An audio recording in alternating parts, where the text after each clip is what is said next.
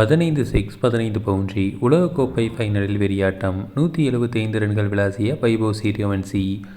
அண்டர்-19 உலகக்கோப்பை இறுதிப் போட்டியில் இங்கிலாந்து அணிக்கு எதிராக இந்திய அணியின் நட்சத்திர வீரர் வைபவ் சூரியவன்சி 80 பந்துகளில் 15 சிக்சர்கள் 15 பவுண்டரி உட்பட 175 ரன்கள் விளாசி சாதனை படைத்துள்ளார்.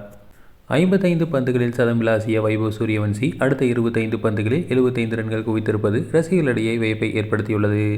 அண்டர்-19 உலகக்கோப்பை தொடரில் இறுதிப் போட்டியில் இங்கிலாந்து அணியை எதிர்த்து இந்திய அணி விளையாடி வருகிறது.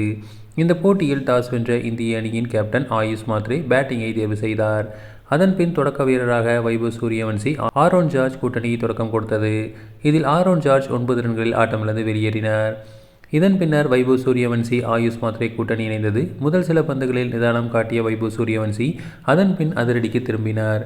அதேபோல ஆயுஷ் மாத்ரேவும் 4-4-6 என அதிரடியாக விளையாட இந்திய அணி 8 ஓவரிலேயே 50 ரன்களை கடந்தது. தொடர்ந்து மறுமுனையில் வைபவ் சூரியவன்சி 6-4-4-4 என அடுத்த ஓவரிலேயே விளாசினார்.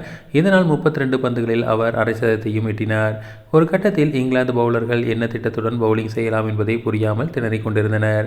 ஒவ்வொரு ஓவரிலும் சிக்சர் பவுண்டரிகள் பறந்து கொண்டே இருந்தது.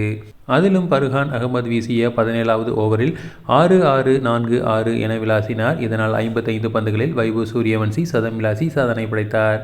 இதன்பின் வைபவ் சூரியவன்சி உத்தரதாண்டவம் ஆடிக்கொண்டிருந்தார். எந்த பவுலர் என்ன பந்து என்ற கணக்கே இல்லாமல் பவுண்டரிக்கும் சிக்சருக்கும் பேட்டை ஓங்கி அடித்தார். 71 பந்துகளில் 150 ரன்களை கடந்த சூரியவன்சி இரட்டை சதம் விளாசுவார் என எதிர்பார்க்கப்பட்டது. இறுதியாக 80 பந்துகளில் 15 சிக்சர்கள் 15 பவுண்டரிகள் உட்பட 175 ரன்கள் எடுத்திருந்த போது ஸ்லோயர் பந்தை கணிக்காமல் விக்கெட்டை கீப்பரிடம் கேட்ச் கொடுத்து ஆட்டமிழந்தார். வைபவ் சூரியவன்சி ஆட்டம் அண்டர்-19 உலகக்கோப்பை வரலாற்றிலேயே மிக முக்கியமான ஒன்றாக அமைந்துள்ளது.